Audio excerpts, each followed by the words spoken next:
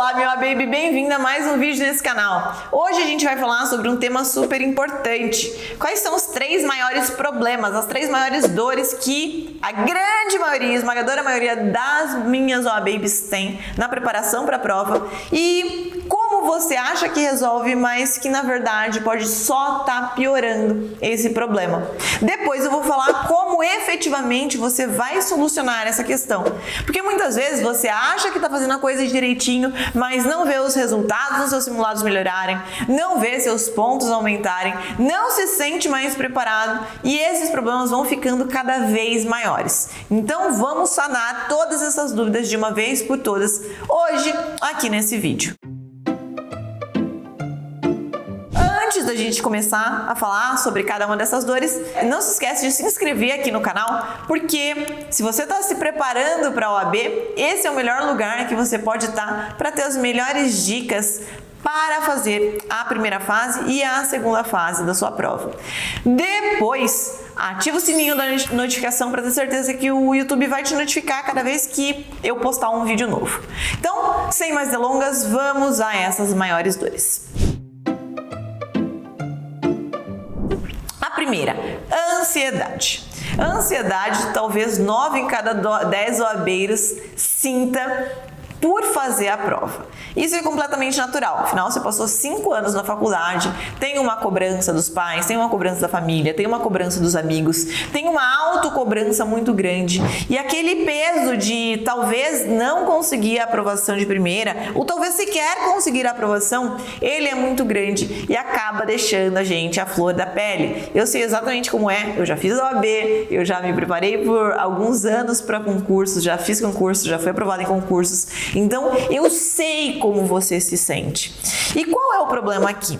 A maioria das pessoas acha que a ansiedade se resolve fazendo um monte de coisa. Então, a pessoa tenta seguir 27 pessoas que falam sobre a OAB, seguir 52 métodos diferentes. Aí ela começa com um cronograma, depois ela compra um curso, vai para o curso, depois ela compra um caderno de questões e vai para as questões. E ela vai juntando um monte de coisa, porque a pessoa ansiosa, ela acha que quanto mais ela faz, melhores os resultados dela, mais chance ela vai ter. E na verdade, ela está simplesmente se prejudicando com isso. Porque quando você faz as coisas sem ter uma estratégia bem definida, quando você tenta fazer um Frankenstein de vários métodos, você acaba mais perdida do que começou e aquele seu problema não é resolvido. Então, como é que se resolve a ansiedade se não é assim? Ficando com horas por dia estudando sem estratégia, ficando com a cabeça enfiada no Vlad que não conhece meu Vladmeco, no sábado, véspera de prova, fazendo tudo que vem pela frente. Como é que resolve de verdade? Tendo uma boa preparação. Porque a ansiedade, ela não é a causa. A ansiedade, ela é a consequência. A causa da ansiedade, na grande maioria das vezes, é falta de preparação. Quando você está preparada, e mais do que isso, quando você se sente preparada, você não fica ansiosa ou você tende a ficar muito menos ansiosa, porque você sabe que a situação está sob controle. A sensação de ansiedade, ela vem do medo, da falta de controle, da falta de confiança. E isso se resolve tratando-se a causa, não olhando diretamente para a consequência. Então, quando você tem uma preparação boa, quando você segue um método adequado, quando você principalmente consegue ver a sua mudança, a sua evolução ao longo das semanas, aquela ansiedade ela vai se dissipando pouco a pouco. Porque se você começa a fazer um primeiro simulado no início dos seus estudos e acerta 20 e poucos pontos, 30 e poucos pontos, é natural que você se sinta ansiosa, preocupada, porque você pensa, não vai dar certo. E aí você começa a estudar de maneira efetiva e na semana seguinte você já sobe um pouquinho os seus resultados. Aí você continua estudando de maneira efetiva e na semana seguinte você sobe um pouquinho mais os seus resultados. Aí você continua estudando de maneira efetiva e você sobe um pouquinho mais. E gradualmente, tudo aquilo, todo aquele medo, toda aquela sensação de que não vai dar certo, ela vai desaparecendo. Porque você vê com dados concretamente que o seu medo não tem mais razão de ser, que você sim está enchendo sua bagagem de conhecimento com as informações necessárias que você vai precisar para a prova, que você sim está melhorando paulatinamente, gradativamente, de modo que você vai chegar para a prova completamente preparada para fazer os 40 pontos. Porque diferente de uma prova de concurso, você não precisa fazer 79, 80, 90 pontos para ser aprovada. Não a prova de 100, claro. Você precisa simplesmente fazer 50%, que no caso do AB são 40 pontinhos. E essa ansiedade, vendo que não cabe mais espaço para ela desaparece. A melhor forma de você tratar a ansiedade não é olhar na consequência, não é tentar lidar com a consequência, é tentar lidar com a causa, que é aquilo que está sob seu controle, que é aquilo que você pode mudar e ainda dá tempo de fazer isso para a próxima prova. O segundo maior problema é falta de foco. E como é que você acha que resolve a falta de foco? Muito provavelmente você vai querer estudar 10 horas por dia, você vai colocar um plano mirabolante para você fazer, para compensar que ele tem perdido. Ah não, eu não tive foco até agora, mas não tem problema, porque até o dia da prova eu vou estudar 10 horas por dia, eu vou acordar às 5 da manhã, eu vou colocar o despertador, aí eu vou fazer um exercício para ser mais, para render mais durante o dia e vai dar tudo certo. E você se conta essa história, mas você sabe que na realidade, a coisa não vai acontecer bem assim. E é normal, eu não estou dizendo que você não pode ter planos de estudar bastante sim, de se exercitar sim, de acordar um pouquinho mais cedo. Mas quando a gente tenta partir para os extremos, a chance da gente falhar no meio do caminho é muito maior. Tem um livro que chama Hábitos Atômicos e ele diz o seguinte: não há como melhorar um hábito que não existe. Então, se você nunca treina e você vai para a academia e fica 10 minutos, ainda assim é melhor do que você se planejar para ficar 2 horas por dia na academia e não ir. A mesma coisa é com seus estudos. Você pode ir melhorando de pouquinho em pouquinho. Então você não começa com 10 horas, você começa com 1 hora, 2 horas por dia. E aí você vai melhorando esse hábito que você está tentando instituir. Eu tenho certeza que se eu oferecesse para você 100 mil reais, se você conseguisse por um mês acordar cedinho e estudar 3 horas por dia, você conseguiria fazer isso. Então, não quer dizer que você não tem foco. Você conseguiria seguir esse cronograma se isso te trouxesse uma recompensa que você dá muito valor. E o que talvez você não perceba é que o que está em jogo com a sua OAB vale muito mais do que 100 mil reais uma vez só. É algo que você vai ter para o resto da vida.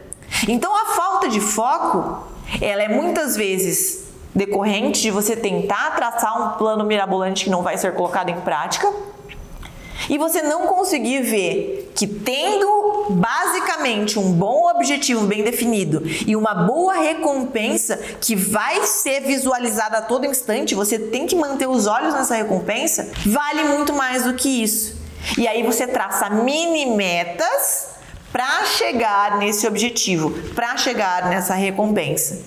E isso precisa ser feito com constância e consistência. Mini metas e ter os olhos focados no objetivo final, que vai te dar o foco necessário para que você consiga percorrer esse caminho e para que você consiga, ao final dele, ter o seu nome estampado na lista de aprovados.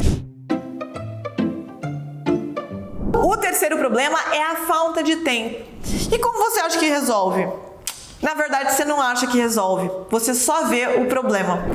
Amanda, eu não tenho tempo para estudar. Então, o que eu vou fazer é tentar, no tempinho que eu tenho, ver o quanto mais for possível de todas as matérias. Então, um dia eu vou pegar ética para ver, outro dia eu vou pegar civil, outro dia eu vou pegar filosofia, no outro eu vou pegar direitos humanos, no outro eu vou pegar direito ambiental, aí eu vou pegar CDC, depois eu vou ver tributário, e aí você vai num emaranhado gigante, tentando tapar o sol com a peneira, tentando enxugar gelo, acabar com uma matéria que é simplesmente, radicalmente impossível de ser esgotada em tão pouco tempo, e você acha que a sua falta de tempo é um problema, quando na verdade ela podia ser a sua solução.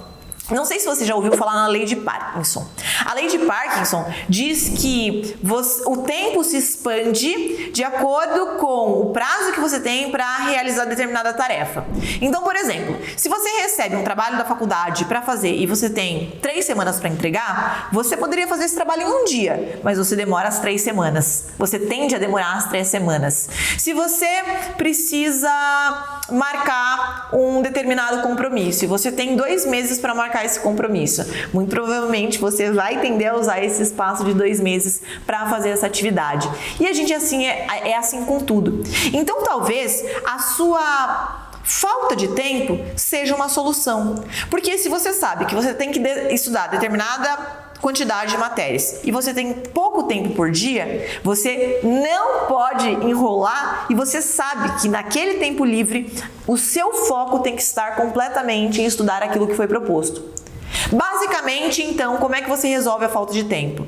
Você define em uma estratégia bem desenhada quais matérias vão ser estudadas. Dentro dessas matérias, você define os temas que serão estudados a cada dia, para que você consiga percorrer no curto espaço de tempo que você tem até a prova e no curto espaço de tempo que você tem por dia para se dedicar aos estudos, para que você consiga percorrer quase a totalidade de todos os temas que você precisa para conseguir a sua aprovação. Isso envolve, inclusive, aplicar a estratégia das 9+. Não estudar as 17 matérias, estudar as 9 matérias principais, principalmente em reta final. E, por fim, é necessário ou é prudente que você também tenha uma multiplicidade de fontes, que você consiga estudar por videoaula, por lei seca, que é absolutamente indispensável para a sua preparação, por questões.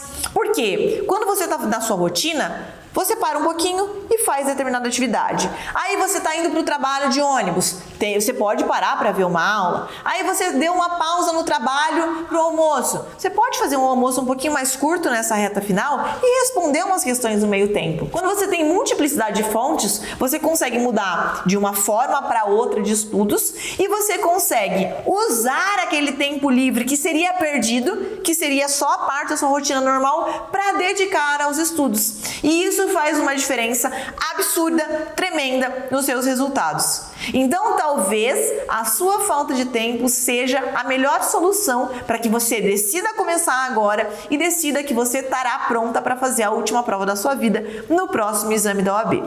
Bom, esse foi o vídeo de hoje. Esses foram os 3 dos problemas que eu mais recebo dos meus alunos. Me diz aqui embaixo nos comentários se faz sentido para você, se você cometia algum desses erros e como você pretende agora acertar o seu curso. E se você conhece alguém que está com algum desses problemas, está se preparando para a OAB, não esquece de compartilhar o vídeo com essa pessoa que eu tenho certeza que vai ajudar. Beijo, até o próximo vídeo.